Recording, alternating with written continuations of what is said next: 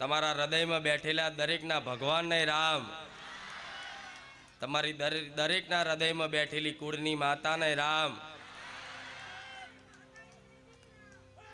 તમારી કુળદેવી વગર ઉદ્ધાર નથી, પણ તમારા ઘેર બેઠેલી કુળદેવી અને આ સોલંકી પેઢીની કુળદેવી કોઈ અલગ નથી. નામ જુદા છે, રૂપ જુદા છે. માતા તો એક જ આદ્ય શક્તિ જગત જનની જે ગણો એ. તો તમારી કુળદેવી વતી હું માતા કંઈક ના કંઈક ઉપદેશ મારા ભક્તોને આપું છું. કેમ કે તમારી કુળદેવી ફોટામાંથી બોલતી નહીં, મૂર્તિમાંથી બોલતી નથી, અને તમારી એવી ભક્તિ નથી, તમારું એટલું મન પવિત્ર નથી કે જેથી તમને કુળદેવીનો સંદેશ